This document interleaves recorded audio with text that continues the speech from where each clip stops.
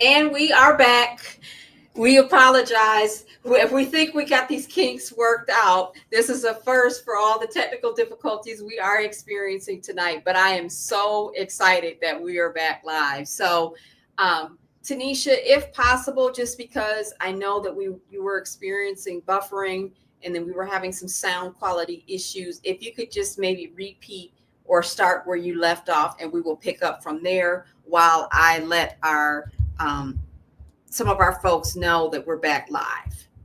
Okay, thank you. Again, sorry everyone for the technology issues. We were talking about traumas often observed with survivors, and I had referenced post-traumatic stress disorder, which is common when anyone experiences violence or harm, and that can involve the cycle of fear.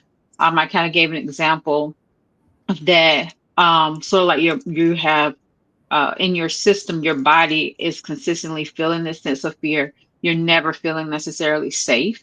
And it Mm-hmm. can take some time to come from under that. We talked about shame, self doubt, also just social withdrawal, not wanting to be around people, not getting out and about. You kind of isolate yourself, as Mm-hmm. that can also be probably more than likely some sort of an abuse you experience is being isolated. So you continue that. Um, yourself, and then the emotional numbness, not necessarily having those feelings because you've learned to suppress a lot of your feelings. Awesome, awesome, awesome, awesome. So, in your line of work, what type of traumas have you seen? So, and are you referencing like the aftermath from like some say something they have experienced and how that has affected them? Yes. Um, One I think is that is pretty common that most people probably don't even recognize is if you have been in an abusive relationship, oftentimes those who have been physically abused or yelled at consistently, they tend to not do well with being around individuals or being in a conversation where a person talks with their hands. Mm-hmm. That doesn't feel safe. I myself experienced that. I didn't do well with hand movements. And if you know if that's how some people communicate, also with raised voices. Um, if your voices are high pitched, you could not even be yelling or fussing about anything, not even be in an argument. But if someone just typically speaks at a higher pitch, that can be alarming and doesn't feel safe. Um, I will probably say, um, I'm trying to think of like unique ones. Going places, not feeling safe being alone Mm-hmm. ever. Locking doors, so you're pretty much barricading yourself in your home because you don't feel safe. Especially if you are one who has been stalked, um, or followed for any reason. You don't necessarily feel safe in any space, and so you're securing yourself. You could be overlocking doors and making sure, adding additional deadbolts. Consistently making sure you have people around you sometimes, or wanting people to stay in a home with you, never wanting to just be alone because you don't feel safe. So I would say those are a lot of the issues or traumas that are seen. Most of the time it's just dealing with everyday ordinary things with your with voice, gestures, tones. So, would it be safe to say that if someone has, survived domestic violence and are stalking, that their central nervous system has basically been reprogrammed, and it seems as if they're always in like a fight or flight mode? And is it also safe to say that there's a level of hypervigilance as well? Yes. Yes. I would definitely agree with you because it's all out of whack, right? What you knew and now what that has transitioned to or been trained and groomed to be is completely because you just had to learn to function a certain way. And that's all you know. And so for anything to be operating outside of that, it does not feel safe. I talk about one of the things I used to do, and I still do it to this day, but I feel safe in doing it was backing into parking spaces. And I did that so that I always had a way of escape. And I did that initially because I felt like I had a situation where I pulled into a parking space. My ex pulled in behind me. I had no way of escape because I had pulled into the parking space. And so for me, being able to just drive off versus having to put my car in reverse, then do all this maneuvering when I can just drive off, I can see what's coming. I can be prepared for what's coming to escape. And so now, I have a different stance on that, but essentially it's just things that and until you sit and dissect all of these things, Mary, you don't necessarily, it is your norm. So we could probably go through the house. I would even reference people who have, maybe they may not call it OCD, but like have OCD tendencies. Mm-hmm. Um, that is not uncommon for people to pick up kind of those things, to be like OCD, wanting things to be perfect, in place, in line, because you're used to making sure those things, or there might have been consequences, right? And so I had a thing with volume. It could only be on multiples of 5 or odd numbers. If the volume was on 6, well, it could be on 6 because that was an even, but if it was like 7, 11, all of those things, it created this thing. It's like, okay, this is not going to work. You got to put it on 12, so you don't even know how those things come about, but you somehow these behaviors develop, and it keeps you safe. As weird and odd as it may sound for people, it works. And then you have to work yourself out of those things. So to this day, my cabinets are like precision. so so precise with how things are turned, making sure they're all turned forward. And yeah, so Wow. Wow.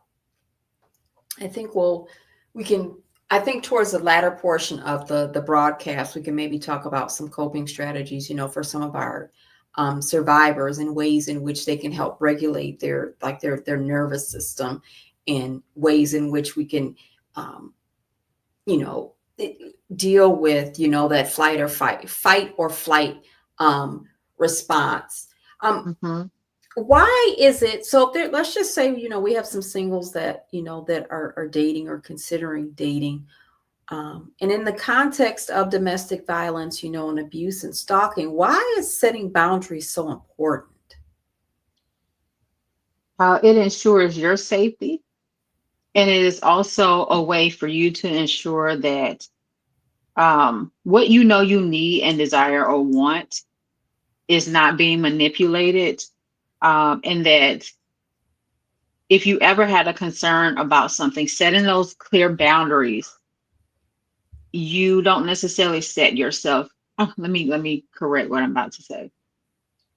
Being able to recognize the manipulation and abuse when Mm, you're setting those boundaries, um, it allows you to set the standard. It allows you to not um, to recognize where there's control and power dynamics that could possibly be coming in, because you can begin to ask yourself questions: what here is not working,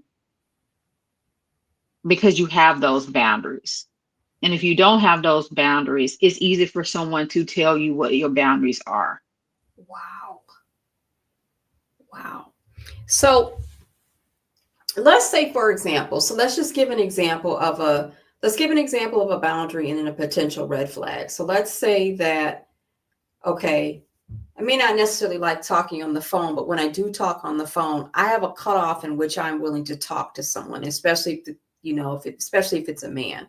So I don't like receiving phone calls, after 9 o'clock, for a number of reasons. Plus, I'm an early riser, so I like to go to bed early.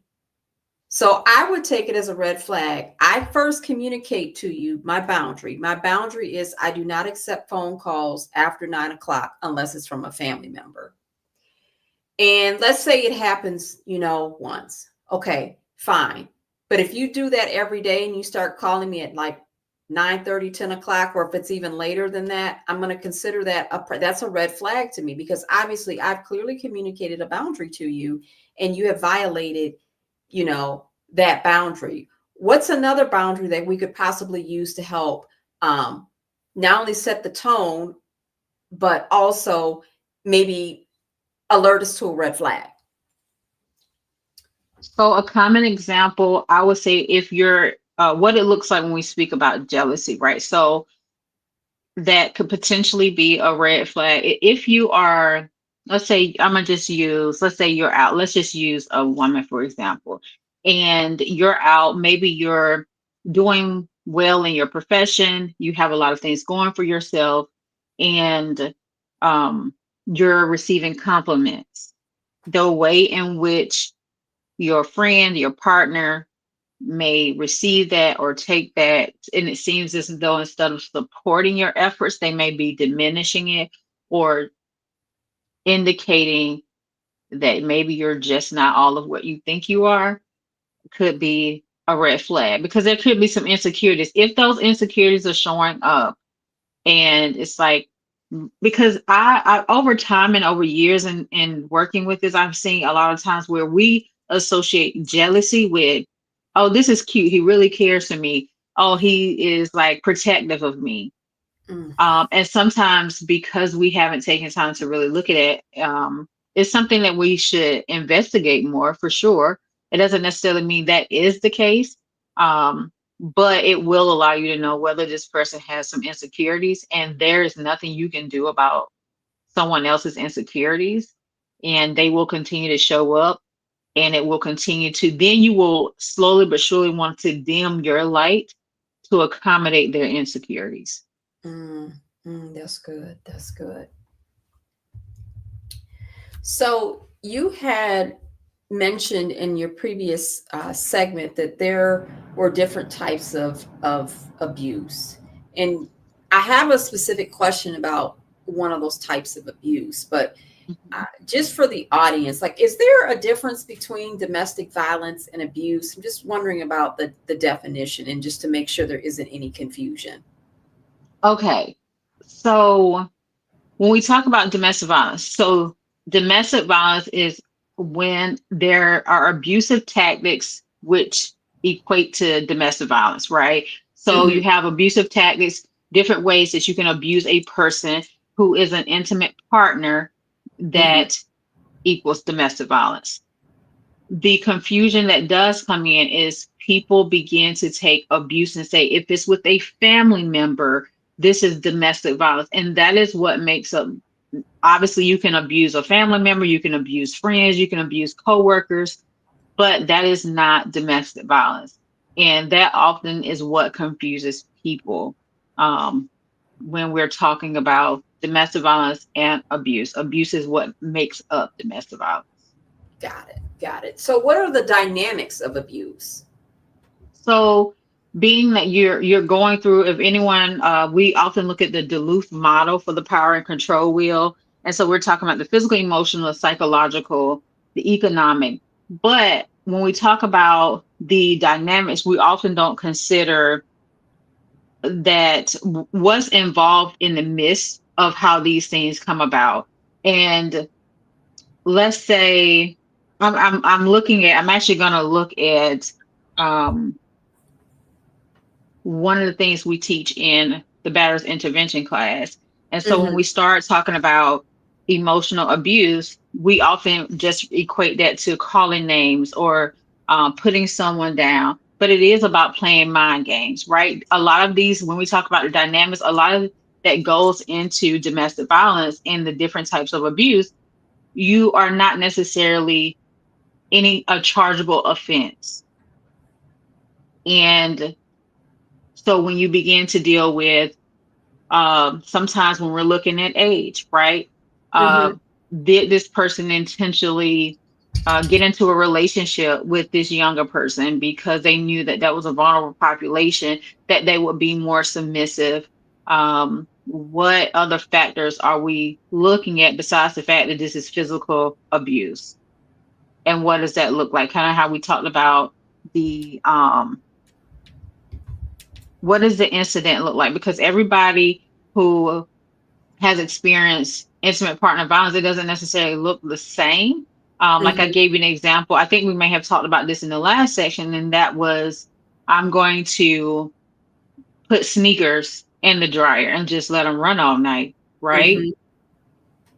And to go and actually share that story with someone who's going to believe you, or would anybody take that as that's something serious, or are you just making a big deal out of something that was nothing? So we're And that's considering so many factors: race, the intersectionality of a lot of different things. If you're part of the LGBTQIA plus community, you got to consider that and how that shows up too. and then oh, I just lost my train of thought, but oh, it'll come back to me. We'll circle back. Um, in the previous in our previous podcast segment, you mentioned something called legal abuse. What is legal abuse, and can you give an example of it?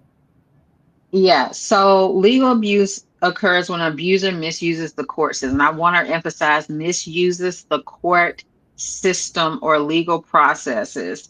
So we often see that where it is excessive filings, um, motion after motion after motion after motion. And it's specifically for family court matters when there's a divorce and there are children involved. They will file motion after motion after motion, and it could be for the smallest thing. Maybe false reports, Mm, specifically if they want to paint the picture that the victim is crazy, filing a report with CPS, for example, to say you believe they're causing harm to the child. mm-hmm. And then consistently through the courts, they often will request that the victim gets a psych eval so they can continue to paint that narrative that they are crazy. Um, and kind of what I talked about, and then dragging out the custody process or the divorce process. And essentially, right, because if I have to show up for the motions. That also gives them opportunity. Now I have to look at you, be in your space. I'm also taking you away from work. You potentially, and most oftentimes, victims and survivors lose their jobs because they are consistently having to be in court. And you ultimately deplete the survivors funding. You know that they don't have a lot of resources most of the time, and it's specifically if the perpetrator, the abuser, was the breadwinner, then you know they don't have the income to continue to support being in court or um, hiring an attorney, and so you use that to your advantage. And that's something that we didn't even think about, and that's something that, you know, that totally just boggles my mind. But that's the truth, because if you think about it, especially if you're talking about domestic relations cases, where typically those cases are billed by the hour. That's those aren't pursuant to our rules. You can't take on a family law case under a contingency fee. You can't do that. That's against the rules, the ethics rules.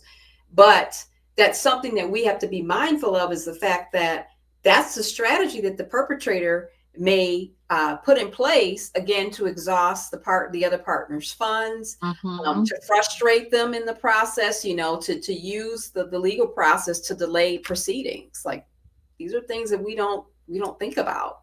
It's so interesting that you said that because as many people know, there are resources for people to have legal representation at no cost based on their financial status. Um, and oftentimes, through the abuser's actions, they end up exhausting the victim's attorney, the survivor's attorney, to the point that the survivor's attorney is more so now saying, let's hurry up and get this over with, because they end up abusing the attorneys as well through their actions, and they exhaust everybody until they just want to give up. And then so what ends up happening, attorneys end up giving up on survivors. Oh no. They give up, and I'm saying give up because it's when you take on a case, you got to know when you have an abuser on the other end that it could be a long and taxing process. And I would rather, an attorney say up front, it's like, don't lie to me and say you're in this to the end with me and we're going to fight this, we're going to fight this. And then my abuser also exhausts you to the point then you begin to manipulate me and almost to make me feel that I'm not to have a voice anymore as well because you want to get it over and done with too. Wow. And since we're talking about that and we're talking about the court process, the legal process, because again, commonly we'll see that, well, you'll see that with divorce cases and child custody cases. Again, domestic relations, Mm-hmm. very, very Mm-hmm. common. Why is it so? Okay. Why do survivors, because I'm sure this is a question that some of our audience members may have, why do survivors stay in their abusive relationships? Why do they stay in those? If fear, fear at the top of the list, right? The threats. So you have the fear, you have the threat. They've already been told, if you leave, I dare you to leave. I Mm-hmm. will do this if you leave. Or I Mm-hmm. will do this if you say something, right? So you have the fear and the threats. And I know people don't think that that is huge sometimes. And they're like, okay, whatever, you can leave, just call the police. But those are real threats to the people who have to hear it. And they are not willing to underestimate the person, their abuser, who is telling them that. On the lack of resources. As we know, there are a lack of resources across the country for survivors of domestic violence. There are not enough shelters. The shelters are typically always full. And even if the shelters are not full, even if there's a domestic violence shelter with beds available, if you have a large family, those shelters are not adequate for you because typically they're only set up to cover maybe a family of four or five. So if you are a family and you're a mother with six plus children, you're probably not going to be able to get in a shelter. On top of the fact, if you have a range of children, let's just say you have a college, maybe your um, child just graduated from high school. Maybe they're not going to college. In our minds, that's still our child, right? Even though they might have just turned 18. Well, they're not going to be able to go into the shelter because they're considered an adult, especially if it's a male, right? So, the financial dependency. My abuser is the breadwinner.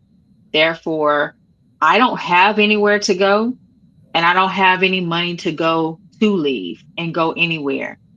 On top of the fact that maybe the abuser is also isolated the survivor from family and friends, and so they don't feel that they can reach out.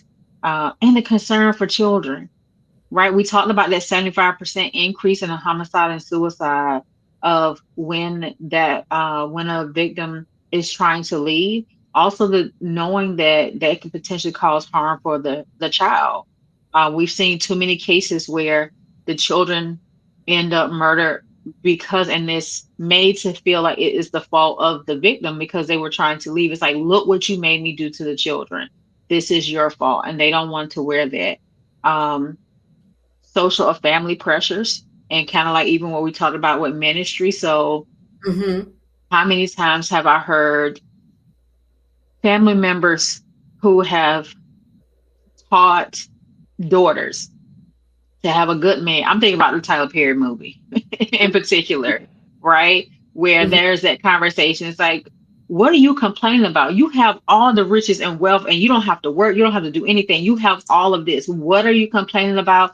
Suck it up. Make sure this man got a good meal. Make Mm-hmm. sure he has a warm meal when he comes home, and make sure the house is clean and tuck your head.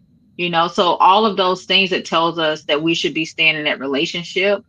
And trauma bonding. Mm. Let's talk about that. Let's talk about that. What's So trauma bonding? that it, and I'm gonna give it to you the plain way, and that's when I got my own traumas, you got your traumas, and we're connecting on our trauma. Oh. You know what? We got a whole lot in common. We can meet each other's emotional needs. I feel you, you feel me, and don't nobody understand us or what we went through but us. Mm. Mm. And so we gotta stay like this. We gotta stay connected and we're going to be each other's ride or die because don't nobody understand what we went through. And Wow. so we stay connected and we bond over our traumas, and ultimately it's a disaster. I've seen way too many, and having these conversations oftentimes in groups I facilitate, they talk about how abusive the relationship is, because the only conversation they could ever have that was not when they weren't fighting was when they were sharing about their traumas. And then they cry, they make up, but they had nothing else to offer one another but pain and sorrow and grief. And that's what their relationship was built upon. And so this is the only person, you sell it like this is the only person who will ever understand me, who gets it. So why would I leave that person? Wow. Wow. This is why perspective and perception is so important, because either A, what we've experienced or what we've been exposed to will shape, how we view these situations. For Hmm. someone, for people that have never experienced this is probably eye opening. For people that have experienced this or know someone that's experienced this could be pretty triggering. And I do apologize to my audience. I was supposed to give a disclaimer at the very beginning. So if you're watching now, 26 minutes or so later, um, I do want to just say that viewer discretion is advised. We are talking about some adult subject matter, so that may not be appropriate for children. So you may want to either put in your earbuds or make sure you listen to this when the kids are not around, because we are talking about some things, again, that are not suitable or appropriate for children. And before we get back to our conversation, I just wanted to share a comment that Pastor Ash-Shakoor had shared a moment ago. He said another example is in terms of abuse or intimate partner violence, the control dynamics, a partner or a spouse, excuse me, are not able to freely choose what they wish to wear. There's another instance, and this is prevalent, where there's abuse by law enforcement partners by the spouse. They're basically shielded by their position or the uniform, and the victims, Hmm. the survivors, may feel helpless because why would I call the police when my partner works for the police, because they're going to Hmm. take his side over mine. Yes. And so can I speak to the law enforcement Yes, component? yes. Um, so in my time of doing this work, I have seen this. I have seen the victim incarcerated and children stripped from her, and had to fight her way back to her children through the system. And not only did the local community not want to support, didn't even if they wanted to support or assist or help, what a lot of agencies or organizations were doing, they were wanting to refer out just because of who the abuser actually was, which was law enforcement. Hmm. And so nobody else also wanted to wear the weight of what could come to them, or how, because the the reality is when you're doing this work, you just don't know if you're putting a target on your back. And Mm. so for any agency or organization specifically who would want to help this law enforcement victim who was I put out as if she was the perpetrator, they wanted hands off, and would refer around hoping someone would help her. They just were not, they just didn't want to touch it because, right, we have relationship with law enforcement. Law enforcement makes referrals to our organization, and I don't think that that's a conflict of interest. Like we come up with everything, but it's like it is our job to protect or to provide a service if someone comes and says they're needing help, and we know it's not uncommon. Even with the gap that we talked about in address confidentiality program, right? That passed a few years ago. And the question I had asked, I was like, okay, so what if when we're doing address confidentiality, what if the abuser is a police officer? Mm-hmm. And they was like, wow, we didn't really think about that because, right? Because they're going to have access to these systems. To lean. They're And gonna have lean yes, access. right. And so when you think about that, they was like, oh, you have to make sure it's like red flag, making sure that you put a note. It's just like put a note on it. Mm-hmm. But how can we guarantee that note is seen? How do we know? It's like putting an asterisk. Make sure you put an asterisk so that we'll make sure that law enforcement, that we know that the music is law enforcement, right? That's not enough when we're talking about someone's safety. Right. It's not. It's not. And if we have time, maybe towards the latter portion, I was going to maybe ask you about, kind of what legislation at least we may have on the books. So I'll keep an eye on the time and maybe we can revisit that because I'm sure that there are plenty of our viewers that have those types of questions, like, what type of protections, are out there besides the PPO. Hmm. Um, and I do want to make sure we kind of talk about, safety plans. So here's a big question that I have. So there may be instances where we may recognize when someone is being abused, like there's physical abuse. Obviously, there's evidence of like bruising, scratches and or contusions. But what are some signs in which someone may be abused outside of like physical abuse? Okay, so if I can take a little bit of time because I really want to hone in on this of Yes. what we're seeing, and so I'm going to kind of go through some examples that we touch on in our batterers intervention program that oftentimes even the abusers didn't even know was considered abusive. And so when we talk about intimidation, um, driving recklessly. So we got into an argument. Now I start speeding, Okay. right? It is something like that. And I think that's more common than we think. Slamming doors, um, tensing up the body, or I act crazy.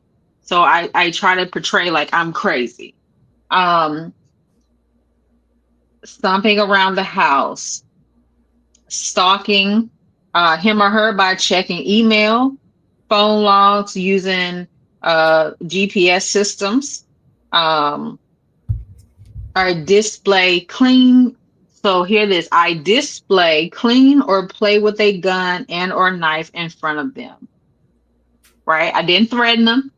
I didn't. I never said anything. I just displayed it. Maybe I started cleaning the gun in front of them. That is an intimidating or can be an intimidating factor. Um, the emotional abuse we talk about, I think we always talk about the basic, but making false promises, things that people don't consider, making false promises, saying that, yep, we're going to get married or I'm going to do this. And you're just always playing this waiting game. Being sarcastic, fake listening. So you're not really listening to what I'm saying. You keep making promises. You're fake listening to part of my conversations. Um, you negative compare him or her to other people. Set expectations that for him or her that are too high, that I could never obtain or potentially, and making hurtful jokes. So when we talk about obfuscation, so obfuscation is one that often gets people, right, where I can minimize or justify my behaviors, no matter what I do. And so you deny or abuse, you deny that you abuse somebody, you minimize or play down or make light of abusing the person. Mhm. um, you blame or shift responsibility. So these are all those things that are not physical that we often see. And obfuscation is a huge one. I lie about my behavioral situations to gain advantage. I'm lying to gain. I hide, withhold, or omit information. I use my drinking or drug use to excuse my being abusive. That is a very common one. People truly believe that their drinking and drug use causes them to be abusive. It takes away their conscience for consequences, but the thoughts are already embedded in them, and that's why when they use drugs or alcohol, they don't. It's easier to perform it because they are not of sober thinking at that time. Um, Tell long stories with unnecessary details that ultimately blame the victim. Right. So Mm, you take. I think that that's something people forget about. We talk about using others. So using children to relay messages, abusive behaviors, using child visitation to harass your victim, threatening to get custody of the children. Just the idea that you continue to make this threat that you're going to take the children away from me. Degrading the partner, um, using the job, family, friends, religion to leverage control. So always trying to have that leverage over someone. Then we talk about male privilege, mhm, defining what men and women's roles are. I define or say what is and what is not important. right. I enforce the rules. I demand this level of respect. We talk about economic abuse, threats and coercion, um, even sexual abuse and violence. So in our program, we often talk about even cheating on someone being abusive because of the detriment and the lack of thought that can often how it causes harm to the person. And makeup sex that people don't often talk about. I think the world's always been taught, right? Makeup sex is a good thing. But a lot of times, if people are honest, people have makeup sex because they feel like that's what they need to do in the moment to change the dynamics of an argument. Wow. Wow. Wow. Because I think you briefly alluded to the makeup sex during um, our last segment, but I'm glad that you explained the dynamics behind it because is it something that the other person really wants to engage in, or are they doing that merely to appease their partner to avoid future abuse? Mm-hmm. Mm-hmm. Yep. Wow. Um, if possible, I probably won't be able to share the whole thing, but if would you be able to provide me with that list because I would like to share Yes. some of that, with our viewers because I know you listed off a lot, and some of those we wouldn't even fathom. Mm-hmm. Mm-hmm. So And thank there you. are so many more, so I will definitely share that. Yes, because obviously there are signs that we automatically think of off the top of our head, and there's other signs that are more subtle in nature that we wouldn't even consider um, Mm-hmm. either. So I want us to talk about safety plans and what they are. But before we do that, like let's say I have a friend that's currently experiencing like intimate partner violence. Like Mm-hmm. what and just given the many hats that I wear. So what should I do when I see these signs? So okay, I may not have seen, her partner lay hands or assault her, but I know that the abuse is going on in the background. I know that she's currently abusing domestic violence, or I know that she's currently experiencing stalking. Like what can I do? Sometimes I think this is the easiest and hardest question of all. Because the reality is we as a friend, as a family member, can only show love and compassion and continue to be in this person's life in in a normal way. So I think if there's an opportunity for a conversation, if you truly have that relationship, you can't. I definitely, I can't say like, oh, you need to pry in this person's life. You need to ask them things, but I always tell people, compared to if you had a family or a friend who's in a car accident, what would you do? You would check in on them. You would ask them if they needed anything. Are they okay? Is there anything they want to talk about? How are you feeling? Those everyday basic questions you will is the goal, so that they hear that there's somebody that cares and loves them. Because at the end of the day, if you pry too much, or you insinuate or accuse them of being in an abusive relationship, you Mhm. could kill the dynamics of the relationship. And you want to be able to keep that space open. So if and when they decide they do want help, or they want to have that conversation, they will come to you.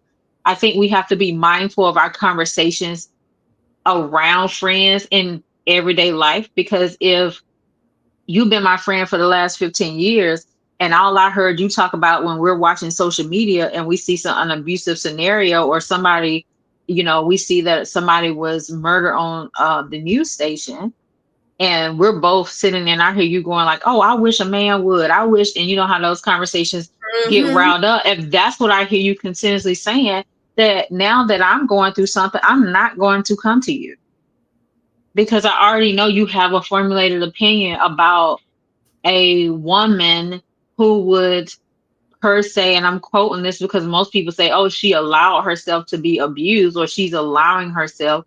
And I think we have to be careful with our choice of words, because nobody wants to allow themselves, but we're this is still survival for us. And so even if you have that conversation, ask them how are they doing. If and when they do share that information, you have Mhm. to ask them what is it that they want, because it's not up to you. And oftentimes we want to tell them they need to leave. They already know that. You're not telling them anything they don't already know. They know this is not ideal situation. This is not a situation that they fathom for themselves either. And but to just say leave when you don't have any, you don't know the makeup of their everyday life. You don't also know, we're only getting what they're willing to share in that moment. And for us to make a decision about someone's life and what they should do next is really insensitive to all the facts that we don't have in front of us. Wow. Wow. That's powerful right there.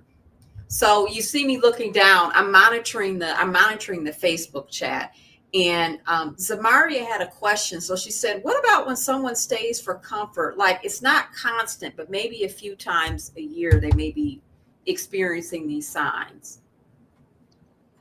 So can you repeat the question? So I'm sure that I heard this correctly.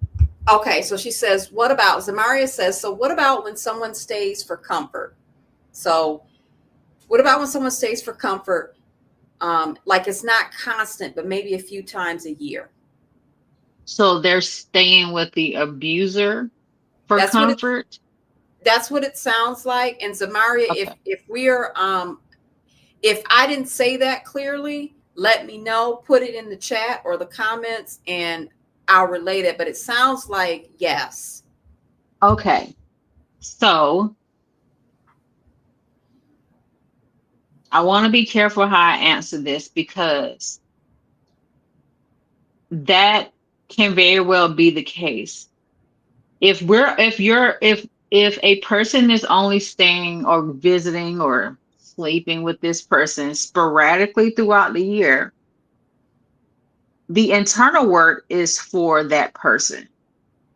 And what I mean by that is, because when we talk about comfort, we have to begin to define, how do we define comfort, and why is he or she your comfort? Right? Is it you need somebody just to be in the home? Is it the sexual connection that's bringing you comfort? Like I would say I need more context to that to really answer it, but my concern is relating abuse with comfort, that often becomes the case. That does become your comfort because that's what you know. However, it begins to paint a false sense of comfort for us because what Mhm. we're identifying now is not comfort. We are becoming comfortable with trauma. We are becoming comfortable with abusive behavior, not so much with the person. Um, and what are we then telling ourselves indirectly of what we deserve and how worthy we are? And so I think that somewhere in there, it would be great to probably do some um, internal work. And I'm speaking from a person who left a very abusive relationship and still began to sneak to see my abuser. So when you talk about comfort, I, I would probably err on the side for me that it wasn't about comfort. It was that chaos became my norm. And Mhm. without it, I did not know how to function. And so when we began to say this abuser brings me comfort, has it become the norm? Has it become all you know? And that he basically, it has been outlined that you can't have more. Let me give you some more context because we do have some more context. So, in terms of the sometimes, in terms of what the abuser actually provides, so they are a married couple. Again, this is a hypo. So, they are a married couple, and the abuser um, is like the financial provider. Okay. And the perpetrator or the abuser provides shelter and insurance and a way for, a way for the children. That would become where we talk about the barriers to leaving an abusive relationship, right? Because there Mm-hmm. it speaks to the comfort is all the barriers. It is the financial dependency, Mm-hmm. right? So my recommendation there would be this is where when we started talking about safety planning. Mm-hmm. So so let me go back. So they're married, they have all these. Is it about what is the question in terms of what are they wanting to know about it again? Let's see if she puts it back. If we get a little clarification. I'm checking the chat here. I'm waiting for the Okay. for her to Because I respond. just couldn't remember if it was about trying to leave, like what do they do? Is that Mm-hmm. still abusive? Yes, I would tell you if a person is abusive, that's still abusive. But I Okay. please understand that's one of the things we're talking about. That is a barrier, right? They're providing everything, that financial dependency because they're providing for the children. They provide putting a roof over your head. They're providing the insurance. Safety planning can consist of building that up over time so that you financially build yourself up. Uh, Mm-hmm. what does that look like? Having someone have a conversation and say, I'm not saying you got to leave right now, but I am saying, okay, if you so desire to do that a year from now, let's start today with talking about what that looks like. Okay, do you have a job already? Do you desire to have a job? Are you allowed to work? Okay, what options are out there? Because I think a lot of times survivors get stuck because they don't have a roadmap of how to get out. And we Okay. have to show them those baby steps of how to build, and safety planning can do that. Okay. So two things. Um, so two things. So um, I think you were asking for clarity in the question. She was asking, was that abuse? Was that abuse? That was her question. Would that have been considered abuse? If the person is just solely being a provider, No, not necessarily being a provider, but let's just say the person is staying for comfort, and there obviously there's some type of issues. There's not everyday issues, but there may be some signs that are occurring. There's some signs of possible. I don't know as far as saying abuse, because I know the question specifically is it abuse, but there's some signs or some flags of things that are currently occurring, and she's wondering if it may be abuse, even though it's not happening on a regular basis. And the spouse, the wife, is staying because you know the person is like their provider, and the person is making a way for the kids, providing the insurance and so forth.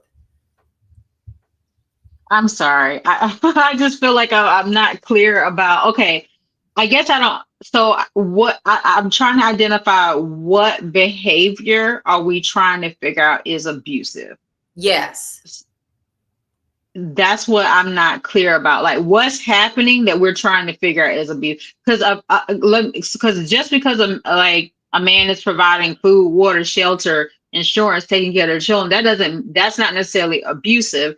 It is if you're not, there are other. I will have to know like what are the other things that are happening Mm-hmm. that could bring concern that something is abused. Because just because you're a wife that doesn't provide all that and the husband provides all that doesn't make it abusive because he's doing that. It's like, is he allowing you to do anything? Or Sometimes there's tussling. yes, that's abusive. Okay. Anytime people are putting hands on one another, it's abusive. Okay. We don't have to question if that is anytime someone is putting hands on you, the why does not matter. It is a personal choice for someone to put their hands on you, no matter what the scenario is. And what I want to be clear, because I think a lot of times when we're dealing with domestic violence, we often just relate it as a toxic relationship. Oh, they're both putting hands on each other. We have to look at the in abuse, there's never equal playing field. Um, can it get to a point where there's a person abusing and then a person gets tired and then they begin to respond or react to that abusive behavior? Now, what the world is seeing, a family friend saying, oh, now they always in the house fighting or they fighting each other. There is a power and control dynamics there that we just don't know about or we don't see. Mm-hmm. And so, yes, bottom line, it is abusive. It is physical abuse to be putting your hands on someone. And because it has happened more than once, that is not where it started. It never starts with the physical abuse. So, yes. Thank you. And it only escalates. Mm. Thank you for clarifying that. And thank you, Zamaria, for providing some clarification on the scenario. So thank you, thank you, thank you, thank you. So I want to go back to what we were talking about because we were talking about a safety plan. And I imagine safety plans are going to vary for each situation. So, Mhm. what goes into a safety plan and kind of give an example of like a safety plan? Okay, so safety plan, I want to emphasize, are personalized. No two safety plans are going to look alike because they're going to be catered specifically for your life and strategies that you feel like keep you safe in preparation for leaving, maybe once you leave, or in case of any type of emergency. So I'm going to give some examples, and then I have an example kind of like of safety planning and questions and details we kind of ask. Mm-hmm. Um, so just examples: pack an emergency bag, establishing code words, like if you need help, memorizing numbers. I know we often use our cell phones and probably don't even remember our mom and daddy's numbers anymore because but you have to imagine that, your abuser may take your phone, you don't have access. Do you have those numbers in memory? And safe places to go. Those are the start. And so when you're safety planning, this is whether like is the perpetrator out of the home? Does this perpetrator live in a home? Are they Mm-hmm. out of the home? That is an important factor to consider. So do we need to have the locks changed? So change your locks or make sure the locks of windows and doors work. Those are basic things like going around your house and looking, right? What are the security systems and talking to your neighbors, right? We're not a world that talks to neighbors much anymore, but letting your neighbors know if there is something that is going on, you're having concern, alerting your neighbors to be on watch for things as well, because they may see something and they may be able to save your life because you may be asleep and they may be paying attention and they may be able to call the police and it could save your life. Um, Safety during a violent episode.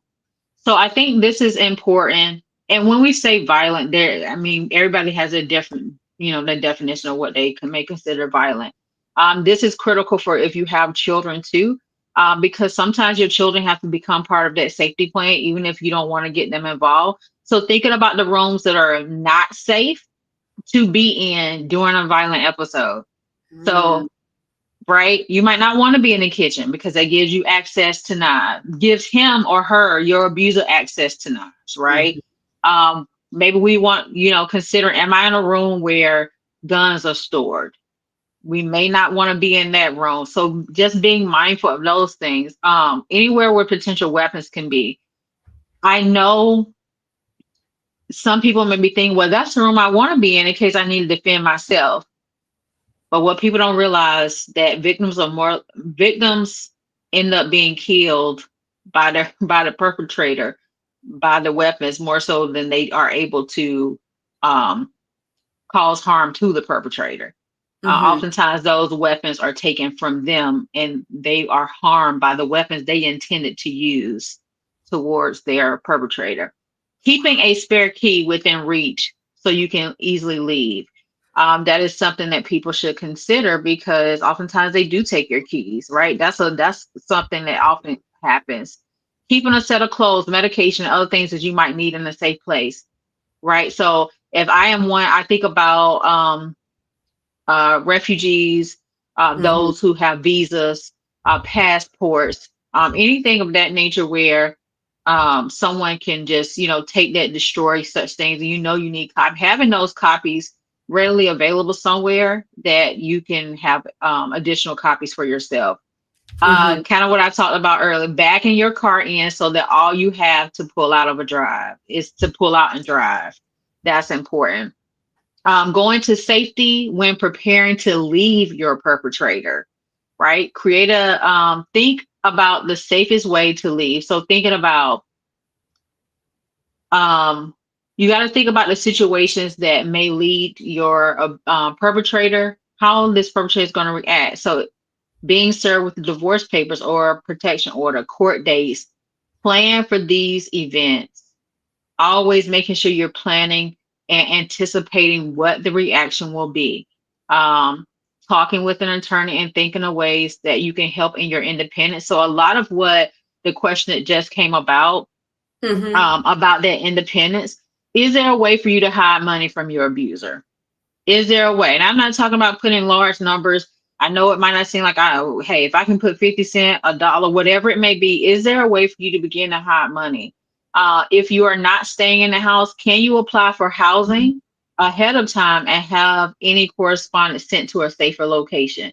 So what are those things that you can be doing and thinking about all financial issues that may come up? So do you have a joint checking account? And does he or she have access to like your to social security checks, all those various things, like having access to that because you want to be stripped of that. Safety away from home, being mindful. Do I need to change my routine? How do I go home when I'm running errands? What does that look like during my lunch? Because this is people, when you're at work and you think I'm just going to grab lunch, you need to mhm, be mindful. Where are you going? What time of day? Because if your routine was when I was with this person, they knew that I went to Chick-fil-A typically on my lunch about 12 noon, then guess what? You probably don't need to go to Chick-fil-A at 12 noon anymore. You might need to go to one on the other side of town or just not go to Chick-fil-A at all. Um, Include a friend when running errands. And so if you don't include them, always let somebody know where you are mm, and that you're going. If you know there's an issue. Um, Carry a cell phone with 911 and emergency contact number programmed, right? So you might have, right, you could have a what you call the phones? burners, the burner Like phones, you're right? like a burner phone, right? Yep, having a burner phone just for that emergency versus your standard phone, right? That might be an additional phone that your perpetrator doesn't know about. I know that you may not want to, but letting someone at work know what your situation is, because we often have seen when perpetrators have shown up to the jobs and cause harm, and and it's important for people that you work with to know that that could potentially happen because their lives are at stake at that moment too. whether we want to believe that or not, safety and the children, if your children are aware of the situation, they're already going to be feeling anxious. Um, they do not need to know the details, but telling them about the ways you are protecting yourself may lessen their anxiety. Mm. Um, and so teaching your children how and when to call 911, that is important because they can be part of that process.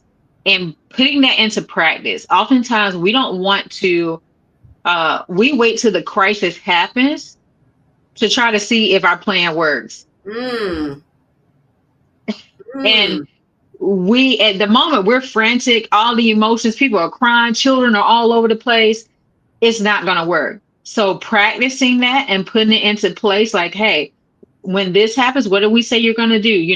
Are you going to, you're going to grab your little sister, you're going to take her upstairs and then you're going to put her in the closet. Like having those details, if you have an older sibling who can step in to help with the younger kids, because you think about a mom who has 6 or 7 children, she's not going to be able to get herself to safety and get all the children to safety, maybe in a little bit amount of time. So that's important. Um, so they talk about playing the what if game. So like, what if a stranger comes to the door? How do you like repeatedly reinforce like safety issues with your children so that they Mhm. know and they begin to learn, even if this is a familiar face, what doesn't feel safe about it? And to teach your children to begin to trust their own intuitions. Um, and helping your children plan for visitations Wow.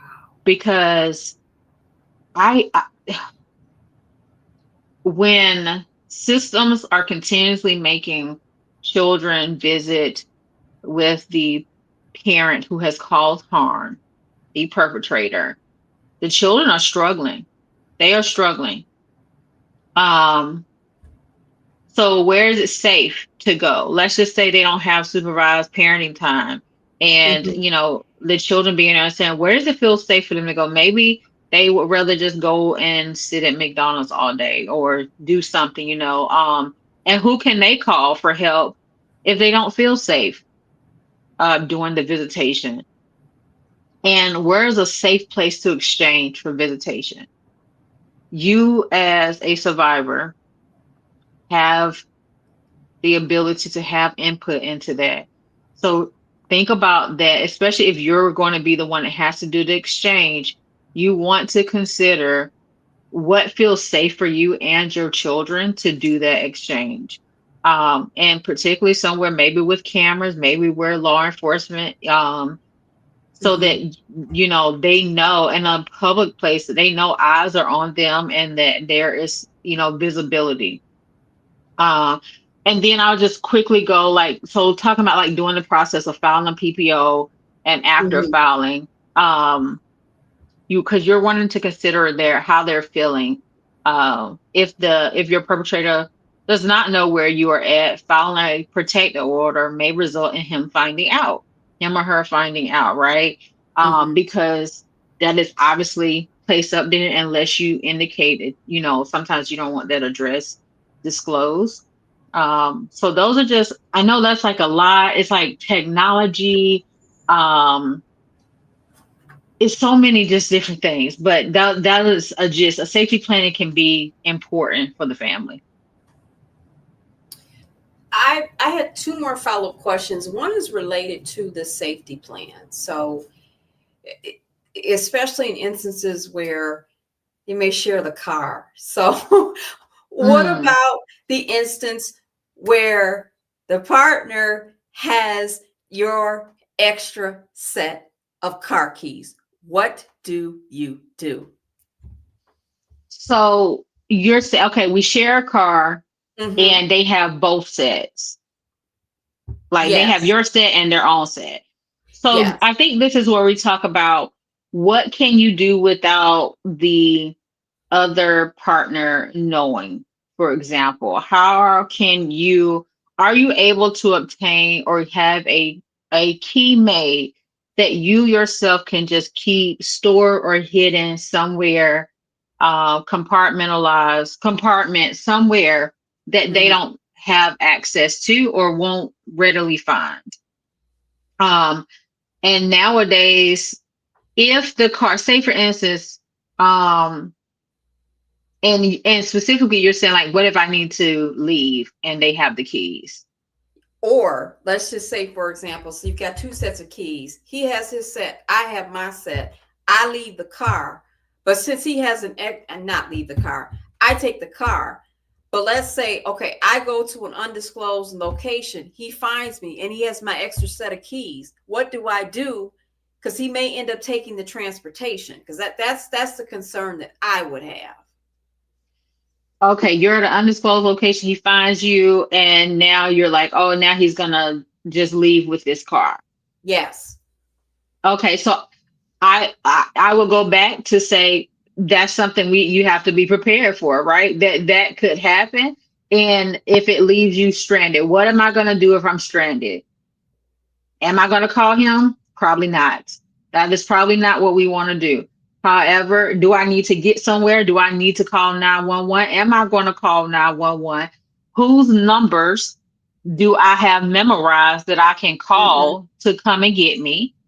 Mm-hmm. uh is Uber and who I don't know all the other options readily Live. available to me, Mm-hmm. right? Do I have funding? Have I built up this secret account for Mm-hmm. this type of emergency situation? Because we have to, again, the fact that it's even in our mind that that could potentially happen, then we know our abuser enough to say that, yep, they will probably show up and leave me here stranded, take the car, so I'll be stranded. And so in that safety plan, you want to prepare for that possibility that if I go to an undisclosed location, he will find me. Like a given. I used to be like, I know when I get here, he's going to find me. I was just giving myself a window of opportunity. Within 24 hours, he will have found me. Then what? Mm. And you continue to plan because we typically know our abusers better than anyone. And so the fact that you can even come up with that as a potential strategy of what might happen, then you need to create a plan for it. Wow. Wow. Wow. Wow. Wow. Wow.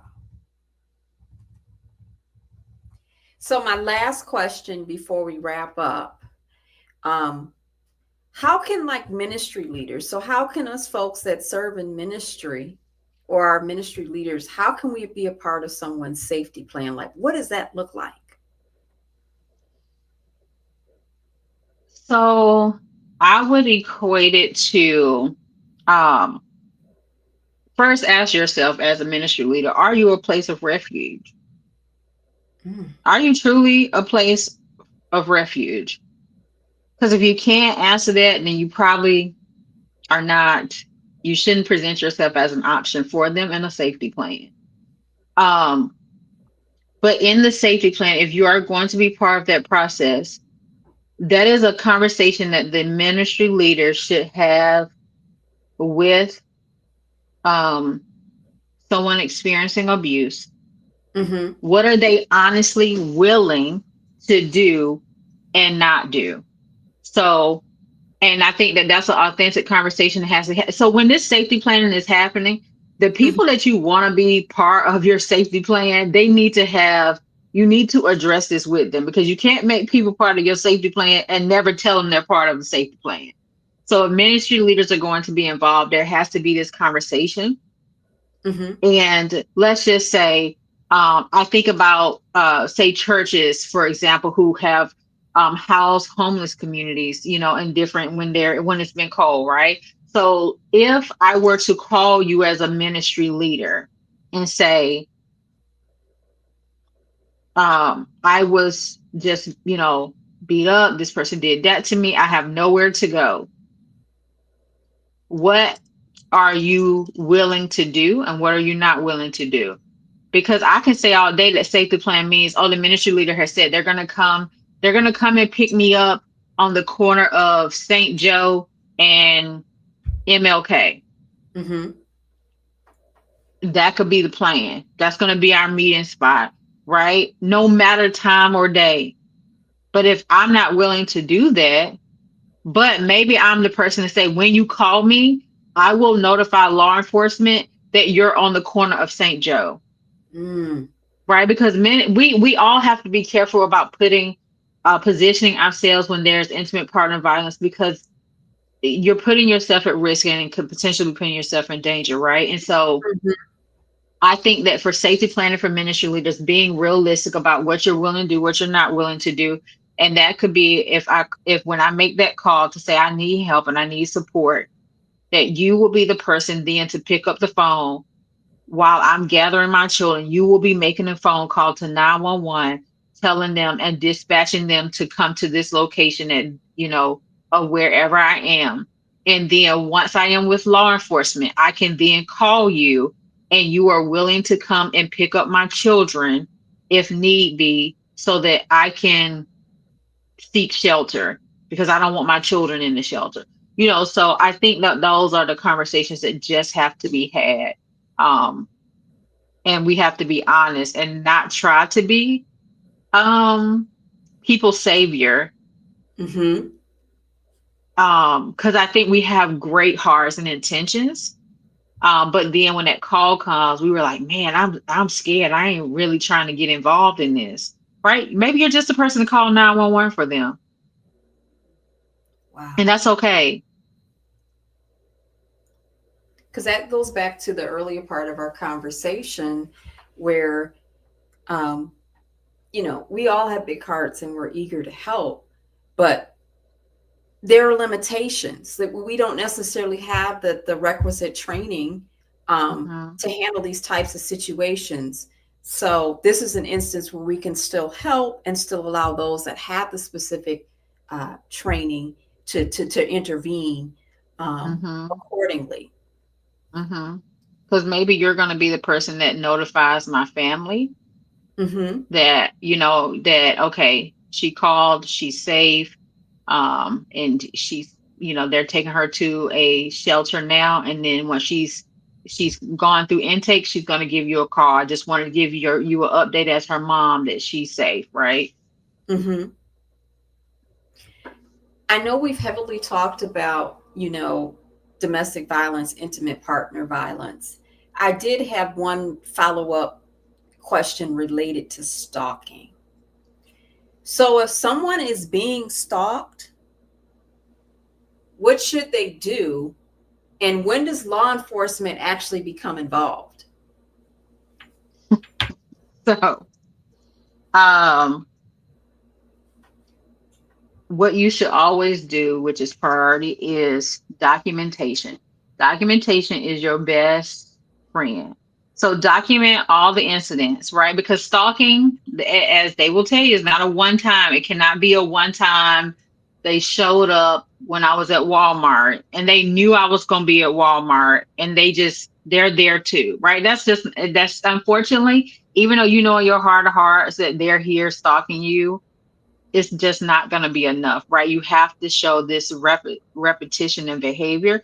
So Mm-hmm. documenting the incidents and save whatever evidence. If you have footage, you've recorded something, make sure you keep all of that. And because of the stalking, you will want to make sure that you're increasing your personal and digital safety.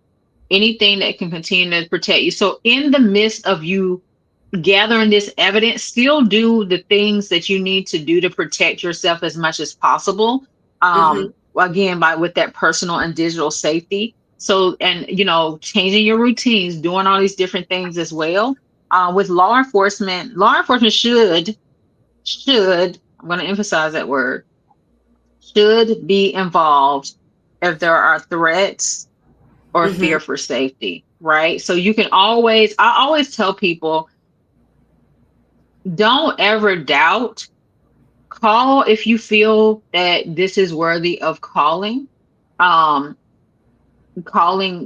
because all they can do is tell you, no, this is not enough. No, or they can come out and tell you, okay, we don't have enough. But maybe that's just what you need to at least know that someone, because right, once the police come out and they at least do documentation to say they reported out, that's another layer of documentation for you to get a Mm-hmm. copy now of that police report to say, hey, I reported it. I called the police on this date because I saw them driving past my house. Right now, you have that documentation to add to your file, even if the law enforcement says, "Okay, this is not enough. Let us know if you see them again, and we'll come back."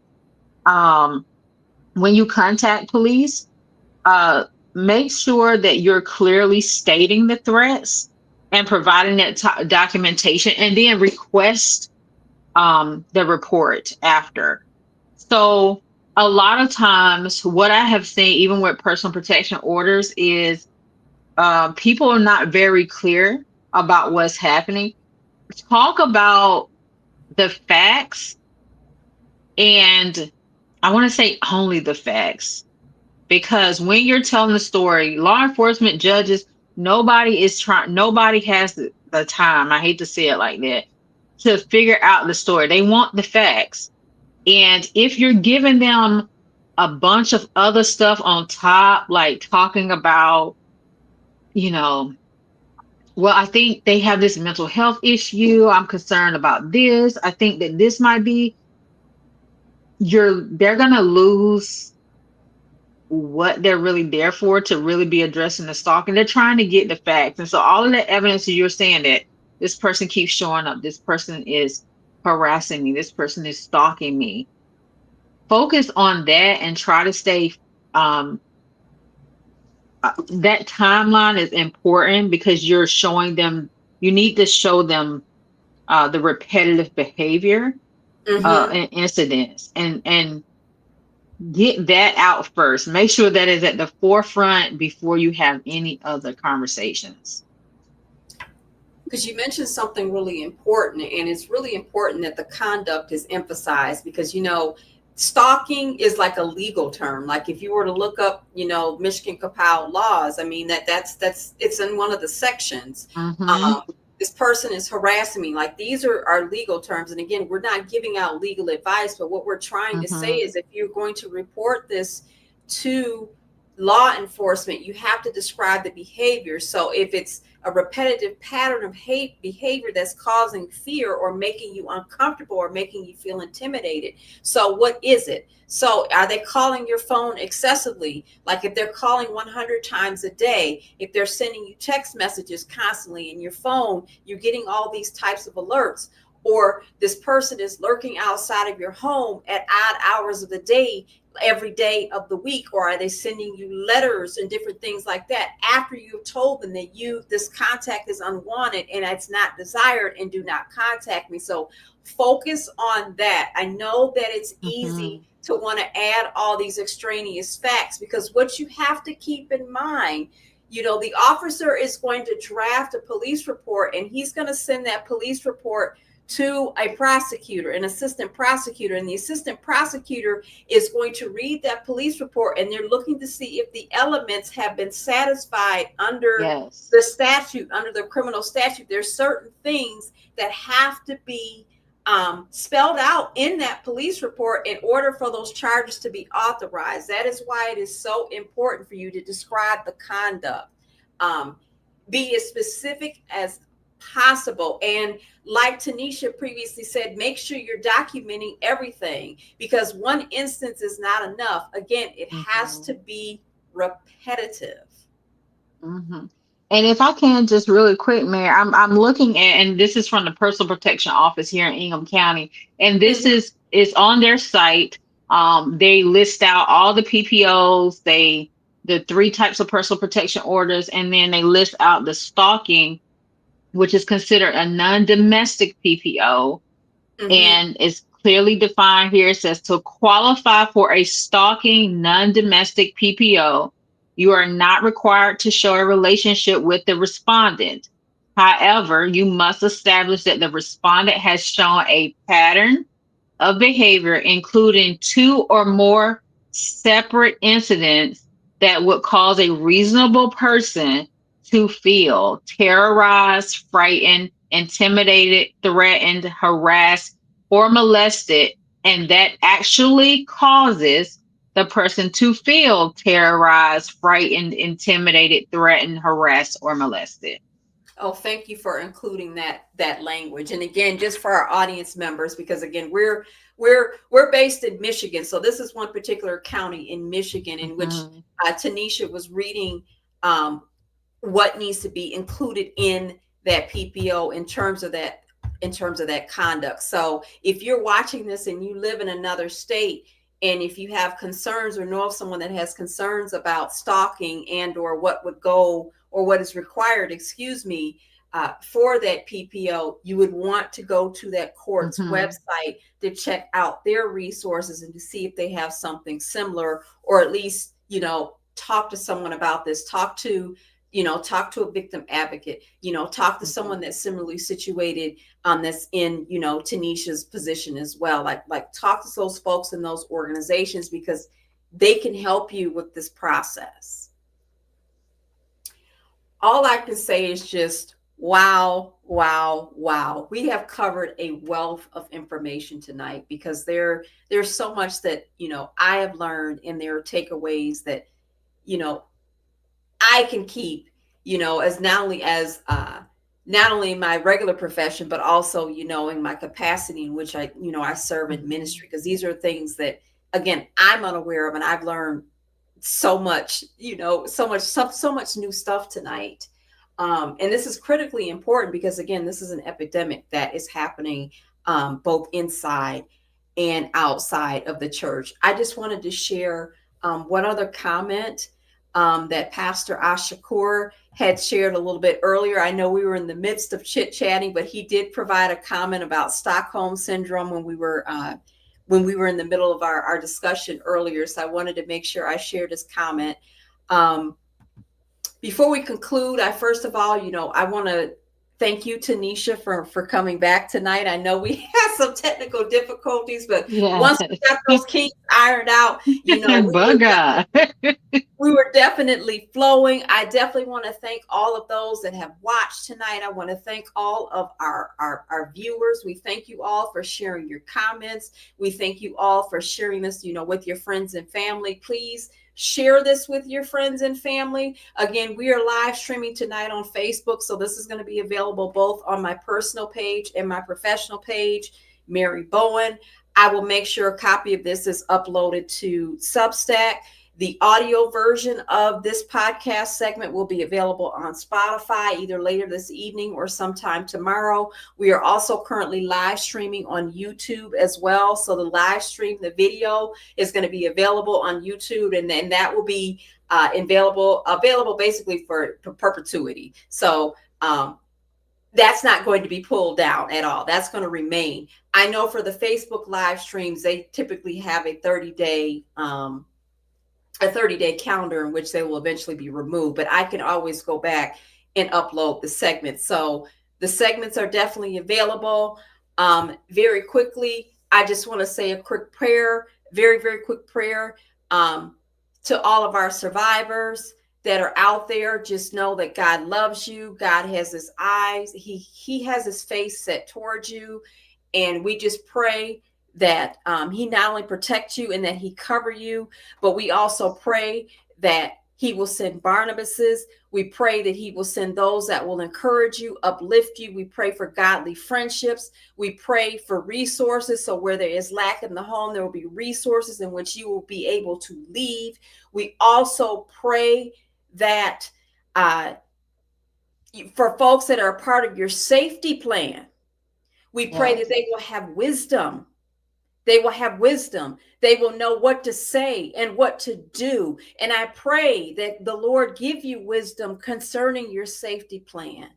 We pray for your safety. We just come against any harm, hurt, or danger, Mhm. every plot, plan, and scheme of the enemy. We render it null and void. You shall live and not die and declare the marvelous works of the Lord. We break every chain of bondage, every chain of abuse. We just pull down every mental stronghold that says you're not good enough, that says you're ugly, that says you won't ever get into another relationship, that you can't do better than me. We pull down all those destructive thoughts, and we just decree and declare life over you in the name of Jesus. Amen. Jesus. Amen. Amen. Tanesha, Amen. thank you again so much for doing the part two. This has been powerful. Um, what we'll do is for our viewers, again, please thank Tanesha for her time tonight. We definitely appreciate all that you've poured out. I pray that the Lord will restore and pour back into you what you have shared and poured Thank out you. tonight. I know we talked about the safety plan, and I believe there was something else we talked about. I know we talked about the Yes. dynamics of abuse. If you have a resource, and again, you don't have to give me the whole thing, but if you can just provide me with some of those tips, some of those excerpts, so I can post them to my other pages, Absolutely.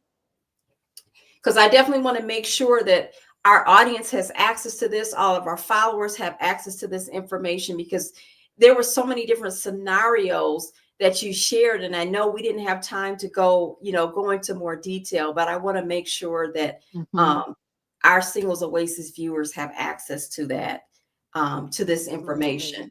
Again, thank you so Thank much. you. Um, to our viewers, if you're not already, please follow the Singles Oasis on YouTube. We have a YouTube page. It's called The Singles Oasis. You can follow my professional page, Mary Bowen, where we will provide updates about our upcoming segments. You'll see all of our segments there. Please subscribe to the Spotify channel. It's called The Singles Oasis, where you can listen to the audio recording. So maybe you commute, you're driving, you're taking the metro or the subway and you're not able to watch it, but you want to listen to it. You can listen to it at work. The material will be available on Substack. So there are different mediums in which you can access the information. Again, if you need prayer or a listening ear, please feel free to reach out to us. We are here for you as a resource. And again, the Singles Oasis is a gathering space. This is a safe space for our singles. And we wanted to let you know that we are here for you. So again, we want to thank you all for tuning in tonight. And this is going to conclude our segment, but be on the lookout, because our upcoming segment more than likely will either be trauma or we're going to talk about shame. So we're going to have some more segments Mm. coming up in December. So be on the lookout for the flyers and announcements. So again, God bless you all. We love you with the love of the Lord. And we want to thank you for tuning in tonight. So take care, everyone. Bye-bye.